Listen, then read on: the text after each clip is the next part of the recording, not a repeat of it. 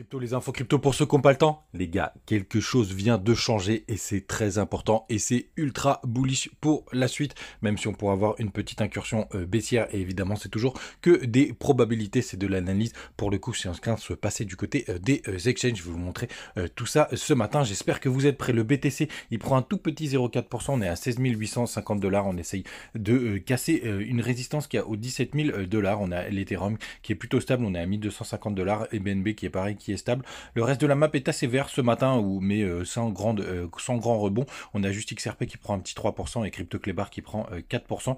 Un petit 3% aussi du côté de Shiba. C'est un peu plus chaud vers la fin du top 20 avec Uni, LTC et Avax qui prennent à peu près 3%. Le bas du top 30, on a juste Algo qui prend un 10,6%. Quand on va sur la partie daily, les gars, pas grand chose à se mettre sous la dent.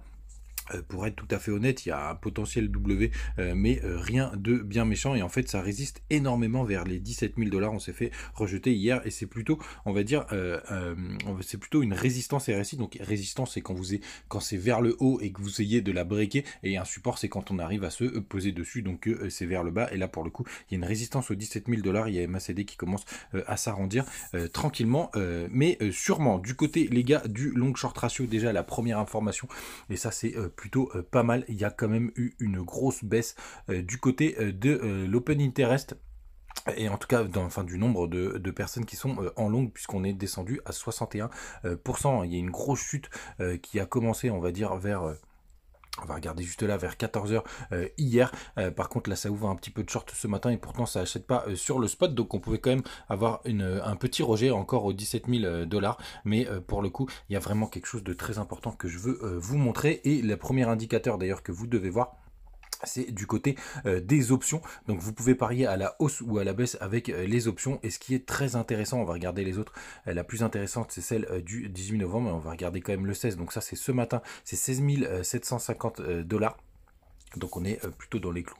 Combien on était déjà on est plutôt dans les clous, ouais, tout à fait, on est plutôt dans les clous. Le 17 novembre, donc c'est jeudi, on est à 16 500, donc un peu plus bas. Et le 18 novembre, les gars, c'est vendredi qui est le plus gros jour des options. On est à 18 000 $. Donc ce qui nous emmènerait à un petit rebond. Ça, c'est la première information assez importante. Et la deuxième, les gars, ça vient du côté des liquidations, puisqu'on avait un gros pic aux 14 000 $ qui a disparu. Hein, c'est Asiatique qui nous partageait ça ce matin dans le groupe Telegram, qui est quand même assez important. Et vous voyez, il y avait un énorme pic vers les 14 000 $. Il a complètement disparu. Alors il y en a un petit sous les 15 000 $.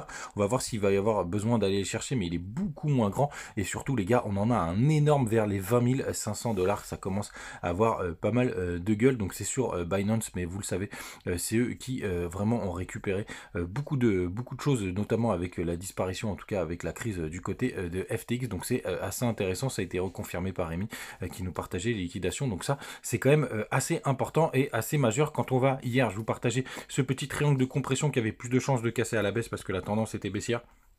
Effectivement, mais pour l'instant, on n'a pas eu un break vraiment très solide de la trendline, mais par contre, on a fait un joli pullback sur ce triangle. Hein. On peut encore slider dessus un moment, mais c'est vrai que là, les gars, c'est plutôt pas mal. Il me tarde de voir comment va se dérouler cette journée avec une target sympathique vers les 18 000 $. Petite émission rapide ce matin, les gars, pas la peine de vous raconter tout un tas de choses.